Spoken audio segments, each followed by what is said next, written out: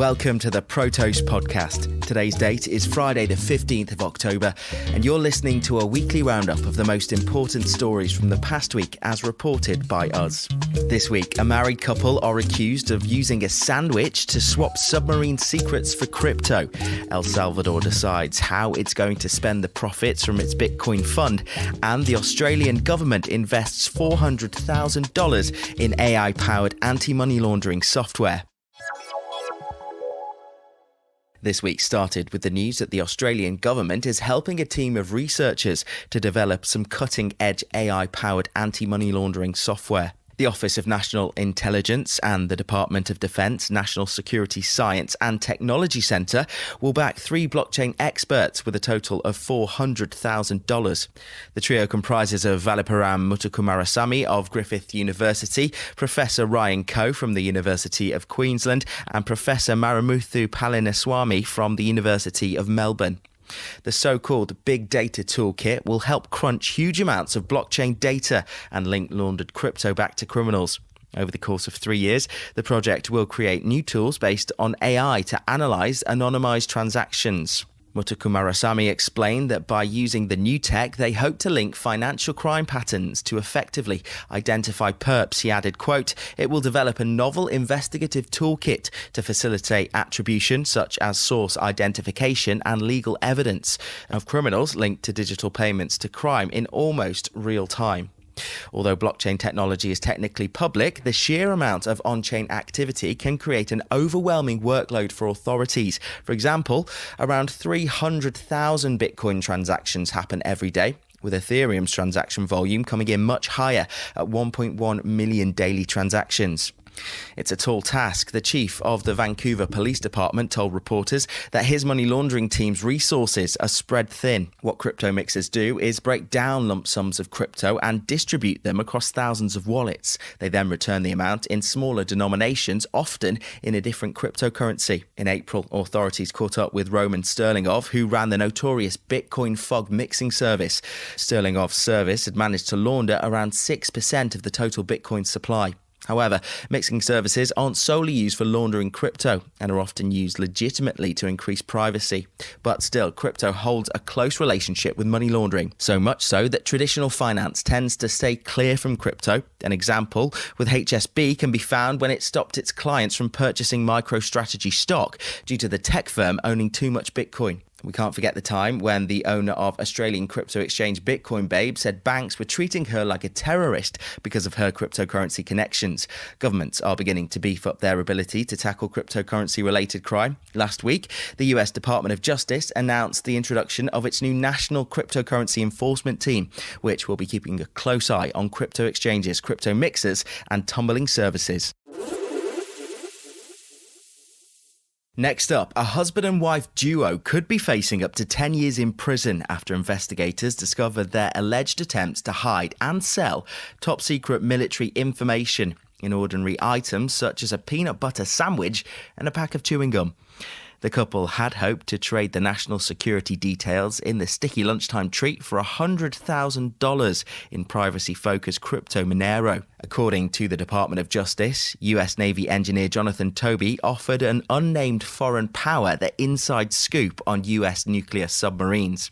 In April last year, Toby allegedly sent over a slew of official printouts, manuals, digital media files, and reports just as a taster.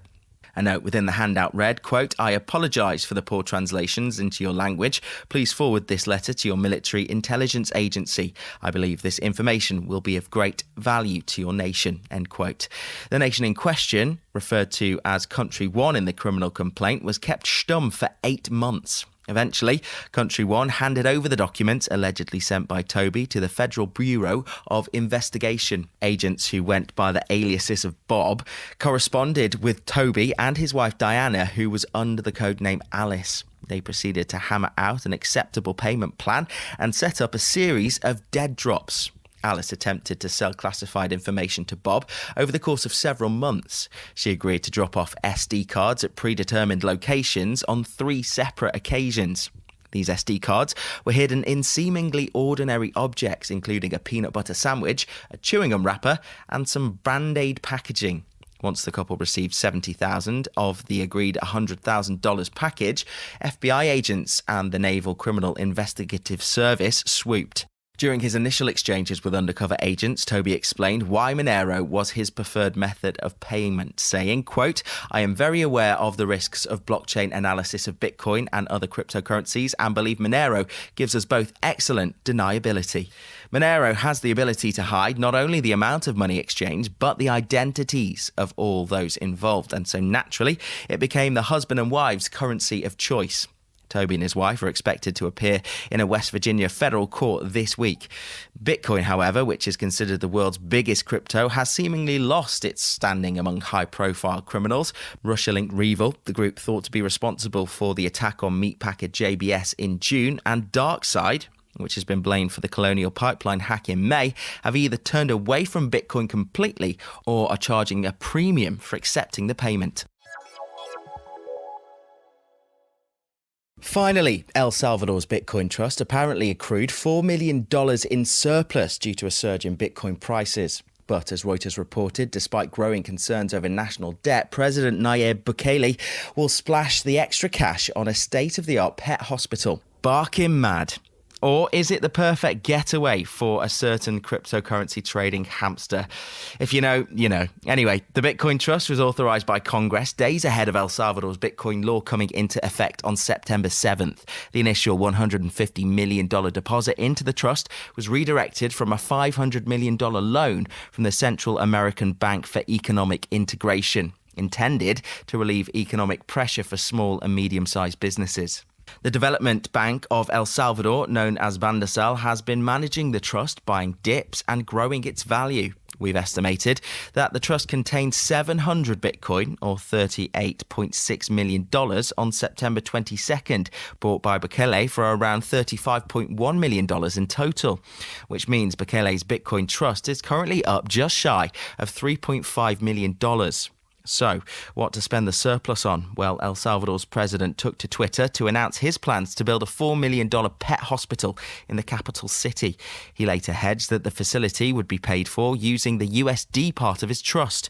Some analysts are saying El Salvador's economy is currently on a knife edge, though. The government's bond, due in 2035, has fallen 17% to 75 cents on the dollar, with a notable dip when they made Bitcoin legal tender. Experts are now saying El Salvador's economy hinges on a potential $1 billion loan from the International Monetary Fund, or IMF. Right now, it's currently under discussion, but as of last week, the organisation reissued warnings that adopting Bitcoin as a national tender posed serious risks. Not to mention Bukele's decision to fire all Supreme Court justices over the age of 60, as well as law tweaks letting presidents serve 2 terms, which overall has left the US less than impressed. As it turns out, votes from the US make up the bulk of the IMF's awaited decision to grant a $1 billion loan. So allocating all of the Bitcoin Trust surplus to a pet hospital has raised Salvadoran eyebrows, with users online noting how current human living conditions are poor. The self-styled coolest dictator has yet to justify focusing on man's best friend, other than to say that Bitcoin is, quote, good for pets. A potential reason would be to help the high stray animal population within the country. Animal shelters and rescue non-profits receiving government support are scarce, and a 2018 study showed the chance of getting rabies from a stray is high, with 28% of dogs in the capital testing positive for the disease. According to the Spanish Twitter thread, the pet hospital will consist of 12 basic offices, 4 emergency clinics, 4 operating rooms, as well as rehabilitation, isolation and recovery areas. But Bukele hasn't suggested those facilities would benefit furry friends roaming the streets, nor if the facilities would be free to use. If the video mock-up is anything to go by, though, the new pet hospital will be called Chivo Pets, named after the country's bespoke and unfortunately fraud-riddled crypto wallet. In September, authorities detained activist Mario Gomez without issuing a warrant after the commentator shared criticisms of Chivo. Gomez had pointed out a link between Chivo's wallet address and the one used by teenage hackers behind a massive Bitcoin scam. But hours later, he was released without charge. Salvadorans are making their feelings about Bukele's Bitcoin plan clear. One anti-Bitcoin rally resulted in the torching of newly installed Bitcoin ATMs. And that's your lot. Thank you for listening. We hope you enjoyed this week's episode, but we realise there's only so much we can cover in just under 10 minutes. So if you want more of the stories that matter, then check out protos.com. And don't forget to subscribe to the Protos podcast on Spotify, Apple Podcasts, or any other major podcast provider for more weekly roundups. We'll be back next week. See you then.